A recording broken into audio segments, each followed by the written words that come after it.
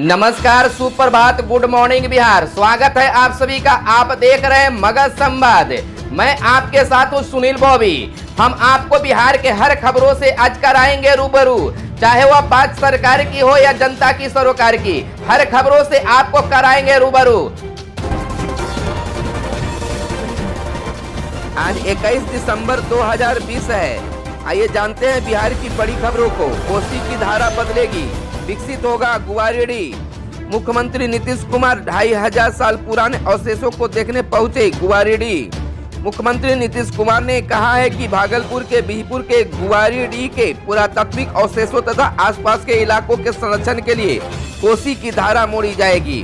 पुरानी धारा की तरफ इसे ले जाना जरूरी है, जिस पर कार्य योजना तैयार कर काम किया जाएगा। साथ ही इस 2500 साल पुराने अवशेषों का पूर्ण अध्ययन कराया जाएगा। पुरातत्व विभाग और जल संसाधन विभाग की पूरी टीम कोसी कछार का उत्खनन कर अवशेषों को खोजेगी। इसके लिए जल्द विशेषज्ञों की एक टीम भेजी जाएगी। इस संबंध में इंजीनियरों के निर्देश दिया जा चुका है। मुख्यमंत्री रविवार को गुवारेडी में मिले अवशेषों को देखने पहुंचे थे। बिहार में सर्दी का सितम जारी। बिहार में फिलहाल कड़ाके की ठंड से नहीं मिलेगा निजात। गया रहा सूबे में सबसे ठंडा। पटना का न्यूनतम पारा 7.8 डिग्री। अगले 24 घंटे में शीतलहर से मिल सकती है थोड़ी राहत। सूबे में 2 दिनों से कड़ाके की ठंड पड़ रही है, इससे जनजीवन प्रभावित है। रविवार को भी दिन भर ठंडी हवा चली। हालांकि अगले 24 घंटे में शीतलहर से थोड़ी राहत मिल सकती है, पर कड़ाके की ठंड से अभी निजात नहीं मिलेगी। मौसम विज्ञान केंद्र पटना के अनुसार 1-2 दिनों तक ऐसी स्थिति रहने के बाद फिर से उत्तर पश्चिमी बर्फीली हवा का सूबे में प्रवेश होगा। रविवार को अधिकतर शहरों में धूप निकली, लेकिन बर्फीली हवा से गलन महसूस हुई। शनिवार और रविवार की दरमियानी रातें न्यूनतम तापमान में मामूली बढ़ोतरी हुई। गया का तापमान 1 डिग्री बढ़ा और 4.3 डिग्री सेल्सियस के साथ सूबे में सबसे ठंडा रहा। पटना का पारा भी करीब 2 डिग्री चढ़ा। किसानों को अपने धान बेचने के लिए अब रसीद की भी जरूरत नहीं। खेत का रकबा, खाता, खेसरा वेबसाइट पर डाल दीजिए और आप धान बेचने के लिए अधिकृत हो जाएंगे। इधर किसानों के धान को लेकर बेचने में एलसीपी यानी भूमि स्वामित्व प्रमाण पत्र की तो जरूरत ही नहीं है। रसीद भी नहीं है तो चलेगा। केवल खेत का रकबा और खाता खेसरा साइट पर डाल दीजिए, आप धान बेचने को अधिकृत हो जाएंगे। गैर रैयतों को भी शपथ पत्र साइट पर डालने की जरूरत नहीं है, लेकिन अगर गलत किया तो जांच में फंसेंगे किसान ही। राज्य सरकार धान की सरकारी खरीद की प्रक्रिया को सरल बनाने के लिए रोज बेहतर उपाय कर रही है। एलपीसी की बाध्यता खत्म करने के बाद रसीद को लेकर समस्या आई तो सरकार ने इसे भी ऑप्शनल में डाल दिया, यानी रसीद या एलपीसी है तो दे दीजिए, नहीं है तब भी कोई बात नहीं। नई व्यवस्था में किसानों को ऑनलाइन आवेदन में अपने खेत का रकबा और खाता खेसरा नंबर डालना होगा। इसी के साथ सरकार ने गैर रैयत किसानों को भी काफी सहूलियत दी है। लापरवाही की हद। 90,000 से अधिक प्राथमिक शिक्षक नियोजन का है मामला। 50,000 अभ्यर्थियों से जुड़ी मेधा सूची लटकी। नियुक्ति में हो सकती है फिर से देर। 1.5 साल से लंबित 90,000 से अधिक प्राथमिक शिक्षकों के नियोजन की कानूनी पेचीदगी सुलझने के बाद अब मेधा सूची का प्रकाशन चिंता का विषय बन गया है। दरअसल 1500 से अधिक नियोजन इकाइयों में अब तक मेधा सूची सार्वजनिक नहीं की जा सकी है। इनको सैकड़ों नियोजन इकाइयों में से औपबंधिक सूची ही नहीं जारी की जा सकी है। अगर अंतिम मेधा सूची में विलंब होता है तो नियोजन पत्र वितरण लटक सकता है। काउंसलिंग का शेड्यूल भी लंबा खिंच सकता है। एक अनुमान के मुताबिक लंबित मेधा सूची की प्रतिभा 50,000 से अधिक अभ्यर्थियों को है, जो अंतिम मेधा सूची में अपना नाम पढ़ना चाहते हैं। जानकारों के मुताबिक सही मायने में 3.5 लाख से अधिक अभ्यर्थियों की निगाह अंतिम मेधा सूची के सार्वजनिक होने पर टिकी हुई है। इधर प्राथमिक शिक्षा निदेशक डॉक्टर रंजीत कुमार सिंह का कहना है कि अब भी काफी नियोजन इकाइयों को मेधा सूची सार्वजनिक नहीं की जा सकी है। हम इसके लिए 5 दिनों का समय और देंगे। हालांकि मेधा सूची प्रकाशन में लापरवाही बरती जा रही है। नियोजन इकाइयों पर भी शिकंजा कसेंगे। इस मामले में विभाग काफी गंभीर है। अभ्यर्थियों के हक में विभाग जल्द ही उचित कदम उठाएगा। अब वीडियो कॉन्फ्रेंसिंग से होगी राज्य की सभी अदालतों में सुनवाई। राज्य में कोरोना संक्रमण से अदालती कार्यवाही के स्वरूप को भी बदल दिया है। अब राज्य के सभी कोर्ट में पेशी, गवाही, सुनवाई के से फैसला तक की पूरी प्रक्रिया वीडियो कॉन्फ्रेंसिंग के माध्यम से होगी। इस प्रक्रिया में कोर्ट के साथ राज्य के सभी जेल भी जुड़ेंगे।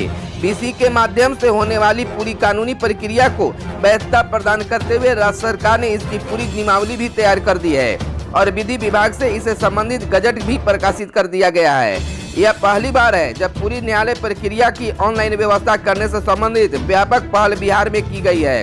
अब राज्य के सभी 38 जिला न्यायालय, 77 अनुमंडलीय कोर्ट, 38 अनुमंडलीय सदर कोर्ट के अलावा सभी तरह के विशेष न्यायालयों में पूरी कानूनी प्रक्रिया वीसी के माध्यम से होगी।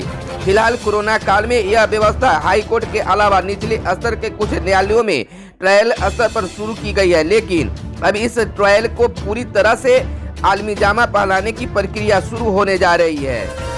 21 जिलों के अफसरों का रुका वेतन और मानदेय, जीवन रक्षक दवाएं उपलब्ध नहीं करवाने का है मामला।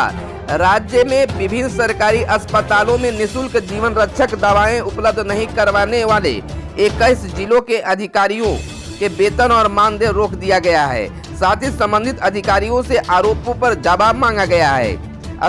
स्पष्टीकरण के आधार पर आगे अनुशासनात्मक कार्रवाई होगी। यह निर्देश राज्य स्वास्थ्य समिति के कार्यपालक निदेशक ने संबंधित जिलों के सिविल सर्जन को दिया है। सूत्रों के अनुसार राज्य के सरकारी अस्पतालों में करीब 200 प्रकार की जीवन रक्षक दवाएं मरीजों की निःशुल्क उपलब्ध कराई जाती है। 72,000 स्कूलों में मिड डे मील की निगरानी बढ़ेगी। प्रदेश में सरकारी विद्यालयों को खुलने के बाद मध्याह्न भोजन योजना की निगरानी बढ़ेगी। सभी 72,000 प्रारंभिक विद्यालयों में हर कार्य दिवस पर मध्याह्न भोजन योजना के संचालन की निगरानी मोबाइल ऐप से सुनिश्चित होगी। हालांकि यह व्यवस्था पहले से लागू है, लेकिन कोरोना महामारी के बाद खुलने जा रहे विद्यालयों के प्रधानाध्यापकों एवं शिक्षकों का मोबाइल नंबर अपडेट होगा। विभाग के प्रधान सचिव संजय कुमार ने मध्याह्न भोजन योजना के सभी जिला प्रभारियों को यह निर्देश जारी किया है। मध्याह्न भोजन योजना निदेशक कुमार रामानुज ने बताया कि जिला कार्यक्रम पदाधिकारियों एवं प्रखंड साधन सेवियों को इस बारे में काम करने को कहा गया है। 22 दिसंबर तक सभी प्रधानाध्यापकों और शिक्षकों को मोबाइल नंबर प्रखंड संसाधन सेवियों के माध्यम से अपडेट करना अनिवार्य है। इसके संबंधित पूरी जानकारी 23 दिसंबर तक मुख्यालयों को मुहैया कराने का निर्देश सभी जिलों को दिया गया है। शिक्षा मंत्री अशोक चौधरी ने कहा, शिक्षक कॉलेज आने में नहीं बरते कोताही। शिक्षा मंत्री डॉक्टर अशोक चौधरी ने कहा है कि बिहार का सफल नामांकन GRA का दर सिर्फ 13.6% है, जबकि राष्ट्रीय औसत 25 से ज्यादा है। मुख्यमंत्री का कहना है कि सकल नामांकन अनुपात को 30 तक ले जाना है, वहीं 2035 तक की GR को 50 तक पहुंचाना है। ऐसे में हम अपनी जिम्मेदारी से भागेंगे तो हमारा प्रदेश कैसे तरक्की करेगा। BD कॉलेज में अपने सम्मान समारोह के दौरान ये बातें शिक्षा मंत्री डॉक्टर अशोक चौधरी ने कही। उन्होंने कहा कि हमारा इतिहास और परंपरा वैभवशाली रहा है, लेकिन आज छात्र शिकायत करते हैं कि शिक्षक कॉलेज नहीं आते हैं, जबकि शिक्षकों की शिकायत होती है कि छात्र कॉलेज नहीं आते हैं। मेरा मानना है कि हमें कॉलेज जाना चाहिए क्योंकि हम सैलरी पाते हैं। कार्यक्रम में पाटलिपुत्र विश्वविद्यालय के कुलपति प्रोफेसर GCR जायसवाल ने शिक्षा मंत्री को 100वां मेमेंटो देकर सम्मानित किया। बिहार बोर्ड ने जारी किया एक बड़ा निर्देश, कहा व्हाइटनर से OMR भरा तो नहीं होगी कॉपी की जांच।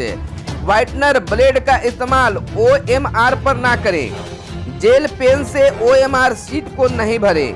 अगर कोई छात्र यह गलती करेगा तो उनकी कॉपी जांच नहीं हो पाएगी, क्योंकि कंप्यूटर ऐसे OMR को स्वीकार नहीं कर पाएगा। मैट्रिक और इंटर वार्षिक परीक्षा में शामिल होने वाले छात्रों को स्कूल द्वारा यह निर्देश दिया जा रहा है। इसको लेकर दूरदर्शन पर भी छात्रों को परीक्षा टिप्स के तौर पर जानकारी दी जा रही है। ज्ञात हो कि बिहार बोर्ड द्वारा मैट्रिक और इंटर के प्रश्न पत्र एवं OMR शीट पर whitener blade, eraser, gel pen आदि इस्तेमाल न करने की जानकारी दी गई है।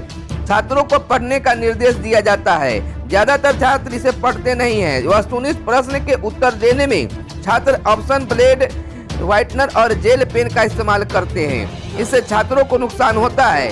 उनके OMR शीट की जांच कंप्यूटर पर करने में काफी दिक्कतें होती है। इधर बताते चले कि प्रश्न पत्र पढ़ने के लिए 15 मिनट का समय दिया जाता है, लेकिन इस दौरान छात्र प्रश्न पत्र पढ़ने के बदले वस्तुनिष्ठ प्रश्न देखने लगते हैं। इससे वे निर्देश नहीं पढ़ते हैं। इसका खामियाजा छात्र को उत्तर देने में भुगतना पड़ता है। यह गलती कोई छात्र एक छात्र नहीं बल्कि कई छात्र करते हैं। इसको देखते हुए फिर एक बार बिहार बोर्ड द्वारा सभी से छात्रों को OMR शीट भरने की प्रति जागरूक किया जा रहा है।